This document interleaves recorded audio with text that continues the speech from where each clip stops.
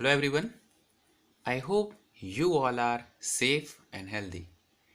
In today's session, we will discuss question number 5 of chapter number 7, dissolution of a partnership firm. Now, this particular question is on page number 311. I request everyone to please be with your textbook and notebook and we will solve it together. Question number 5. Pass the journal entry for the following transaction of a firm in the case of firm's dissolution. अब exam में कैसा आएगा? Exam में ऐसा दिया होगा कि 2 या 3 ट्रांजेक्शन्स होंगे. ये 2 या 3 ट्रांजेक्शन में आपको करना क्या है? सिर्फ उसकी जनरल एंट्री पास करनी है और वो 3 मार्क्स में पूछा जाएगा. Okay, so I request everyone to please give more attention to these questions. अब इसमें टोटल 12 एंट्रीज हैं. 12 की हर की 2 या 3 एंट्रीज होगी. बहुत अच्छे से ध्यान दीजिए, आपको पूरा एग्जाम्पल यहीं पे आ जाएगा. Okay, so let's start it. See the first entry. Eight the time of dissolution the book value of goodwill is 56,000. No amount is realized. इसका मतलब क्या हुआ कि बुक में गुडविल की वैल्यू 50,000 रुपीज थी, पर उसके ऊपर आपको कुछ भी रियलाइज नहीं हुआ. जब आप पर्टिकुलर इस चैप्टर के लिए जब भी आप जनरल एंट्री पास करो तो ये रूल याद कर लेना, जो है कि असेट्स को आप ऑलवेज क्रेडिट कर दोगे और लायबिलिटीज को आप कर दोगे डेबिट. ठीक है, अब मैं उसकी पहली जनरल एंट्री पास कर रहा हूं, बहुत ध्यान से देखना. अब दिस इज योर डे 1. अब उसके अंदर हर एक में 2 एंट्री तो मिनिमम होगी. तो मैं क्या कर रहा हूं कि मैं ये पूरा एग्जाम्पल 1 बाय 1 नहीं कर रहा. जो केस है वो केस नंबर 1 यहां पे लिखा, फिर उसकी जो जनरल एंट्री होगी फर्स्ट, तो वो मैंने यहां पे लिखी. ठीक है, okay. So assets, goodwill is your assets. So assets का मैंने कौन सा बैलेंस बताया? क्रेडिट. तो डेबिट में क्या होगा? डेबिट में हो जाएगा आपका रियलाइजेशन अकाउंट डेबिट. कौन सा? Realisation account debit to goodwill account. Clear students? कौन सा अकाउंट डेबिट हुआ? Realisation account debit to goodwill account. Value कितनी आएगी? The value is rupees 56,000. तो यहां पे 56 लिखेंगे और क्रेडिट साइड पे भी लिखेंगे 56,000. अब ये तो मैंने असेट्स को रियलाइजेशन अकाउंट में डाला, उसकी वैल्यू है. पर अगर उसको मतलब उसके पैसे मिल रहे हैं नहीं मिल रहे हैं तो उसकी भी तो एंट्री लगेगी. So here you are not going to get anything, so no entry is made because no realisation of value. It's because of its realisation. मतलब इसके अंदर आपको कुछ भी पैसे नहीं मिल रहे तो आप इसकी कोई भी पर्टिकुलर एंट्री भी नहीं करोगे. अगर आपको रियलाइज्ड वैल्यू हो रही होती तो आपको क्या करना पड़ता? कैश में पैसे मिलेंगे तो cash account debit to realisation account करके आपको ये अकाउंट क्लोज करना पड़ता. पता चला बच्चों? तो ये थी आपका first case, first general entry. 2 entries हैं पर मैंने आपको यहां से अलग करके दिखा दिया. ये मैंने फर्स्ट एंट्री यहां पे की. Clear? Now see the second one. In the balance sheet, land and building of rupees 5 lakh, 8 lakh and investment of rupees 2 lakh are disclosed. Respectively rupees 9 lakh and 1 lakh 50,000 realized from it. क्या करेंगे? Both of them, one that is your land and building and second is your investment. Both are assets. तो assets का कौन सा balance हो जाएगा? यहाँ पर मैं अलग पेन यूज कर रहा हूं तो आपको पता चलेगा. This is the next entry. उसमें first one realisation account debit, realisation account debit to, अब ये क्या था? Land and building account land and building account to which account, investment account. Clear? क्या किया मैंने, ये दोनों अकाउंट को क्रेडिट कर दिया और डेबिट में आ गया आपका रियलाइजेशन अकाउंट। ओके, अब इन दोनों की वैल्यू क्या है वो तो बताओ मुझे। तो पहले की वैल्यू है ₹8 लाख, सेकेंड की है ₹2 लाख। ओके, इन दोनों का total that is 10 lakh rupees. 10 lakh rupees मैंने यहां पे लिख दिए। Now second entry of this, दूसरे की दूसरी एंट्री क्या होगी, तो यहां पे जो भी असेट्स की वैल्यू आपको रियलाइज हुई है तो उसकी भी तो एंट्री आपको करनी पड़ेगी। तो वो इफेक्ट दे दो यहां पे और आपका एग्जाम्पल, ये जो केस है वो कंप्लीट हो जाएगा।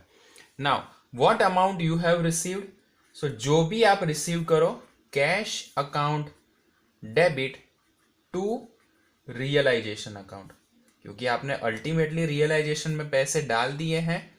अब कैश में कितना होगा, 9 लाख प्लस 1,50,000 दैट मीन्स 11,50,000। यहां पे भी हो जाएगा 11,50,000 रुपीज। Clear students? सॉरी 10,50,000 होगा, 10,50,000 rupees total. So this is the second case, this is case number 2। Now we will see the case number 3। उसके पहले मैं क्या कर रहा हूं, यहां पे एक लाइन ड्रॉ कर रहा हूं जिससे आपको पता चले कि केस नंबर 2 की मैंने 2 इफेक्ट यहां पे दी है। Now see the third one. अब एग्जाम में सिर्फ एक ही आएगा, एक मतलब ये एक केस, 2 एंट्री, 1 मार्क। वैसे 3 केस आ जाएंगे और आपको यहां पे 3 आउट ऑफ 3 कवर करने हैं। Now let us see the third case. Total assets of the firm is ₹2 lakh, out of which 40% are current assets including cash of ₹10,000. Book value is realised, जो भी कीमत थी वो हमें मिल गई। अब हमें क्या करना पड़ेगा, थोड़ा इसका कैलकुलेशन करना पड़ेगा। Now total assets is of ₹2 lakh. Clear? Among that, उसमें से क्या है, उसमें से 40% क्या है, करंट असेट्स 40%। तो 2 लाख के 40% दैट मीन्स 80,000 रुपीज की करंट असेट्स है। तो 1,20,000 की आपकी क्या हो गई, फिक्स असेट्स। अब करंट असेट्स में भी क्या है, उसके अंदर भी 10,000 का तो कैश है, तो कैश की थोड़ी ना हम रियलाइजेशन करेंगे। बचा कितना, 70,000 रुपीज। तो 120 और 70 इसकी ही एंट्री होगी। इसलिए वर्किंग आपको पता चले, इसलिए मैंने यहां पे थोड़ी जगह रखी थी। अब यहां पे एंट्री वाइज आप वर्किंग देखते जाना। Now here for the third entry what we will do, सबसे पहले current assets, fixed assets, both are assets in this particular chapter we will give the credit. So entry number 3, उसमें पहली realisation account debit, realisation account debit to two accounts are there, one that is fixed assets account and second is current assets account. Fix assets में कितने थे, 1,20,000 और current assets में हमने लिए 70,000। 70,000 कैसे लिए, जो 80,000 वैल्यू थी उसमें से 10,000 रुपीज कैश के हमने माइनस कर दिए। What is the total, total is ₹1,90,000। अब यहां पे ये केस में क्या लिखा है कि आपको जो भी अमाउंट यहां पे थी उसकी पूरी वैल्यू रियलाइज्ड हो रही है। So the second effect will be cash और bank account debit to which account, to realisation account. अब रियलाइजेशन अकाउंट में कितनी वैल्यू आ जाएगी, 1,90,000 रुपीज। तो यहां पे लिखेंगे 1,90,000 and 1,90,000। So this is your entry number 3। Case 3 आपने देखा। Now let us see case number 4। ये मैंने यहां पे इसकी एक एंट्री करके लाइन ड्रॉ कर दी। Now see the number 4 entry, goodwill is not disclose in the books but ₹50,000 is realised during the dissolution. Book के अंदर नहीं है, तो बुक के अंदर नहीं है तो रियलाइजेशन के रिलेटेड इफेक्ट भी नहीं आएगी, पर आपको पैसे मिले वो तो आने वाला है, तो उसकी एक ही एंट्री होगी, first one that is cash account debit ₹50,000 to which account, to realisation account. क्योंकि ये जो है ये बुक्स ऑफ अकाउंट में नहीं थी, तो उसकी यहाँ पे थोड़ी ना इफेक्ट आने वाली है. So this is your transaction number 4. I hope you are understanding it in a proper manner. Okay, now let us see case number 5. ये 4 नंबर का केस यहाँ पे खत्म हुआ. Now let's see case number 5. और 5 में क्या बोला है वो देखो. The value of laptop is 35,000. One partner has taken it by rupees 25,000. So entry number 5. First of all, laptop is your assets. तो assets हम क्या करते हैं, क्रेडिट. तो क्रेडिट साइड पे मैंने लिख दिया टू लैपटॉप अकाउंट. तो डेबिट में क्या हो जाएगा, realisation account. Realisation account debit by rupees how much, कितने रुपए से है, 35,000. तो यहां पे मैंने लिखा 35,000. On credit side I have return 35,000. What will be the second entry. Second, अब तो पैसे चले गए रियलाइजेशन अकाउंट में. रियलाइजेशन अकाउंट में जैसे गए, अब आपने क्या किया, उसको सेल आउट करने का प्लान किया. तो सेल आउट करोगे तो कैश आएगा, कैश अकाउंट का डेबिट बैलेंस होता है तो डेबिट में लिखेंगे. पर यहां पे क्या है, यहां पे एक पार्टनर इसको लेके चला जाता है. तो नो प्रॉब्लम, पैसा तो आ ही रहा है कैसे भी करके. क्या लिखेंगे, whose account debit, partners capital account debit to which account, realisation account. जो रूल हमने लगाया था पहले से वही रूल हम यहां पे फॉलो करेंगे. वैल्यू कितनी आ जाएगी, 25,000, क्योंकि पार्टनर्स ने ऐसा बोला है कि वो 25,000 ही पे करने वाले हैं, not more than that. Clear. So this is your case number 5. I hope you are understanding it. और ये इतना कुछ डिफिकल्ट नहीं है जितना आप सोच रहे हो. तो मुझे लग रहा है कि आपको ये पता चल रहा होगा. Now number 6. A partner has accepted to pay the loan of his Srimati rupees 40,000 which was given to the firm.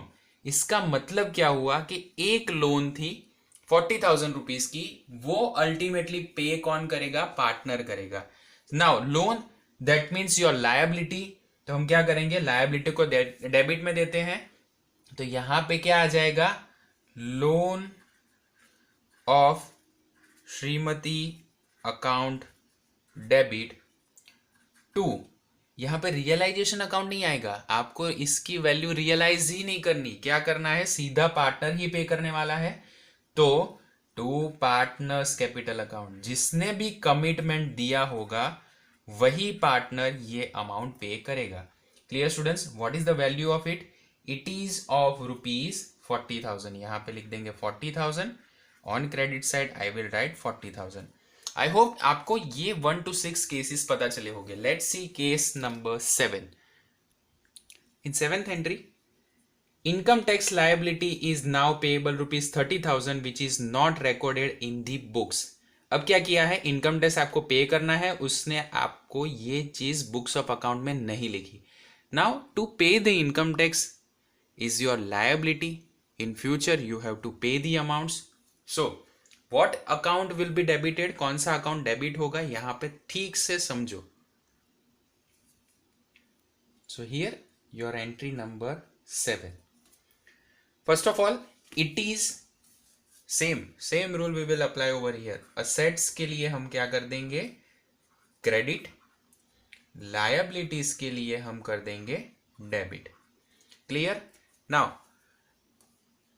What will be there, income tax liability is unrecorded. ये चीज आपने रिकॉर्ड ही नहीं की है, तो आपको पहले तो इसको रिकॉर्ड करनी पड़ेगी. और फाइनली इसके लिए आप क्या करते हो, you are paying the amounts. So पैसे आए कि गए, पैसे गए, तो पैसे गए तो टू कैश अकाउंट हो जाएगा. क्लियर. तो टू कैश अकाउंट लिखा तो डेबिट साइड पे क्या आ जाएगा, realisation account debit. Realisation account debit by rupees how much, 30,000 to cash account rupees 30,000. Understood. तो ये हम एंट्री नंबर 7 ऐसे करेंगे. Now see the entry number 8. इसके बाद आएगी 8 नंबर का केस. इससे पहले मैं क्या कर रहा हूं, इसको नीचे लाइन ड्रॉ कर रहा हूं जिससे आपको पता चले कि ये केस यहां पे खत्म हो गया. Now see the next entry. After making payment of all liabilities and loan of the partners, the firm surplus of assets is rupees 1,20,000. हमारे पास assets इतनी बची है, ठीक है. अब उसको क्या करना है, the profit and loss sharing ratio is now rupees now between the partners, that is A, B and C, is 5:3:2. So ultimately हमारे पास पैसे बचे हैं as a surplus. Surplus we will distribute among the partners. अगर profit आता है तो वो कौन सी साइड पे होगा, डेबिट साइड. तो यहां पे लिखेंगे realisation account debit. Which account, realisation account debit. कितना प्रॉफिट बचा है, 1,20,000. This is your surplus amount. 2. Now the name of the partners are A, B and C. तो 2 A's capital account, to B's capital account and to C's capital account by which ratio, 5:3:2. अब जो 12,000 है इसको आपको क्या करना है, 5:3:2 में करना है. तो फर्स्ट को मिलेगा 60,000 रुपीज, सेकेंड को मिलेगा 36,000 और थर्ड पार्टनर को सीधा मिल जाएगा 24,000. सो this is your case number 8. आपको केस 8 के लिए एग्जाम्पल यहां और ऐसे एंट्री करना है, पता चला. चलो इसके बाद केस नंबर 9 की एंट्री देखो. Now the 9th one is machine is disclose in the book at the time of dissolution rupees 2 lakh. Book value is realised. ये एग्जाम्पल ऑलरेडी हमने किया है, फिर भी हम फर्स्ट कर देते हैं. जैसा हमारा फर्स्ट ट्रांजेक्शन था कि जिसमें सेकेंड ट्रांजेक्शन के जिसके अंदर आपको एक वैल्यू मिल रही थी, तो उसके हिसाब से आप इसको ट्रांसफर कर रहे थे. नाउ असेट्स, असेट्स है machinery is your assets. Assets का कौन सा बैलेंस करना है आपको, credit. So realisation account debit, realisation account debit to assets account. Assets means machine account. Clear. अब इसकी वैल्यू क्या है, rupees 2 lakh and rupees 2 lakh. Now what is the second step? Realisation को क्रेडिट करो और कैश अकाउंट को debit करो, क्योंकि इसके आपको पैसे मिले हैं. तो cash account debit to realisation account. Clear. तो रियलाइजेशन क्लोज हो गया और आपको पैसे मिल गए, पूरी की पूरी अमाउंट मिल रही है, तो यहां पे पूरे 2 लाख रुपीज लिखती है. Now see the entry number 10. 10 number का केस देखो. One partner, now one partner, what he is doing, has accepted the responsibility to undertake the dissolution procedure. In the return of it, decided to pay the remuneration of rupees 20,000 on account of expense of the firm has paid by him rupees 12,000.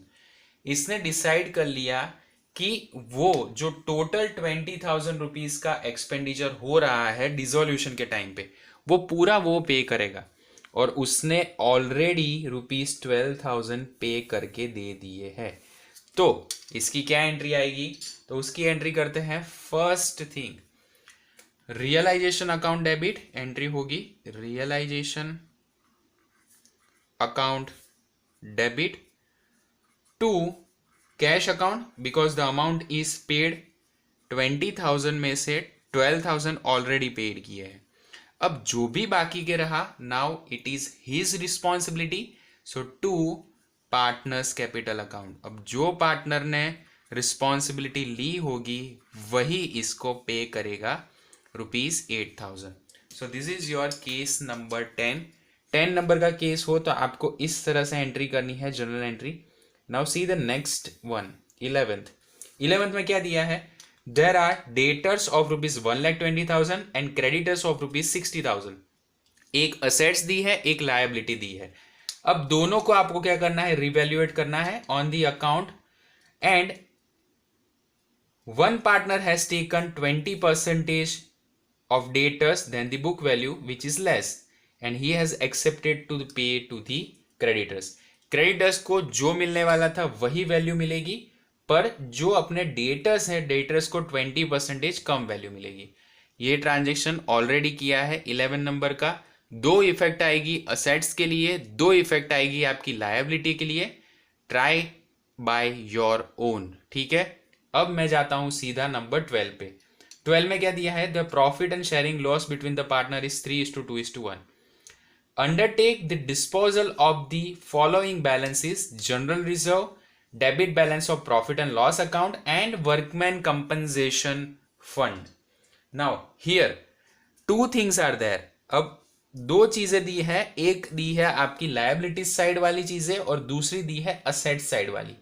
तो ये आपके लिए नया है, तो मैं इसको कर रहा हूं, ध्यान से देखना। एंट्री नंबर 11 आप खुद करोगे बच्चों, this is your homework. Now here जो भी पार्टनर्स के बीच में रिजर्व्स थी, वर्कमैन कंपनसेशन फंड था, वो हम क्या करते थे, प्रीवियस चैप्टर में आपने देखा डिस्ट्रीब्यूट कर देते थे। यहां पे एक ही रूल याद रखो, अगर कोई जनरल रिजर्व है, वर्कमैन एक्सीडेंशन कंपनसेशन फंड है, या तो फिर रिजर्व फंड है, इन्वेस्टमेंट फ्लक्चुएशन फंड है, ये सारी चीजों को आपको क्या करना है, डेबिट करना है। साथ ही साथ प्रॉफिट एंड लॉस का क्रेडिट बैलेंस भी आपको क्या करना है, डेबिट करना है। तो यहां पे मेरे पास दो चीजें हैं जो डेबिट होगी, one that is general reserve and second is workman compensation reserve, तो वो डेबिट करेंगे। सो general reserve account debit, workman accident compensation fund account debit 2। Now ये कितने डेबिट होंगे, ये हो जाएंगे 18,000 रुपए, ये भी हो जाएंगे 18,000। To which account, to partners capital account. Who are the partners, are B and I. So ours capital account to B's capital account and to I's capital account. Clear. Total 18 plus 18, that means 36,000. 36,000 you will divide in the ratio 3:2:1. 3 plus 2 5 plus 1 that is 6. 36,000 divided by 6 is equal to 6,000. तो पहले को क्या मिलेगा, 6,000 into 3, that means first partner has to pay 18,000. Second partner will get 6 into 2, that means 12,000, and third partner will get rupees 6,000. This is the first entry. Now see the second one, जो हमारा बाकी रहा वो क्या है, debit balance of profit and loss account. Now what does it mean, debit balance of profit and loss account, that means your loss. It means the amount has to be incurred और to be got by the partners. तो क्या हो जाएगा, hours capital account debit, जो भी partners होंगे वो debit होंगे और वो दूसरा अकाउंट हो जाएगा अपना credit. B's capital account, I's capital account, all these three things will get debited. Debit, debit, debit to which account, to profit and loss account. अब यहां पे लॉस कितना दिया है, 12,000। 12,000 को 6 से डिवाइड करो, 2,000। फर्स्ट पार्टनर को मिलेगा 6,000, सेकेंड को 4,000 and third partner will get rupees 2,000. That means ultimately this is the loss and loss is going to be bear by the 3 partners. तो इन तीनों को इतना रुपए लेके आना पड़ेगा और ये दोनों यहां पे क्रेडिट हो जाएगी, तो दैट इज देयर गेन, तो ये इनको मिलेंगे। सो this is your example number 5। Now see example number 6, वहां पे भी अगर आप देखोगे तो सेम वे में जनरल एंट्रीज है। Now it's your responsibility to complete example number 6, that is your homework. So that's all for today. Thank you so much. Here we are ending our part 1 of accountancy. पूरा part खत्म हो गया, इसके बाद के एक भी सम करने की ज़रूरत नहीं है, एग्ज़ाम में कुछ भी नहीं आएगा, सिर्फ जनरल एंट्रीज और पहला जो मैंने एग्जाम्पल दिया था जो हमने पार्ट 2 में देखा वो, उसके सिवा कुछ भी करने की ज़रूरत नहीं है क्योंकि सारा कोर्स जो भी था वो एलिमिनेट हो गया है। और प्रीवियसली भी क्या होता था, एग्जाम्पल्स हम करवाते थे पर एग्जाम में जो बोर्ड एग्जाम है वहाँ पे 3 मार्क्स में यही इक्वेशंस आते थे, इसके आगे पीछे का कुछ भी नहीं आता था। So I request everyone to please complete your work and all the best for the future. Thank you so much. जय हिंद.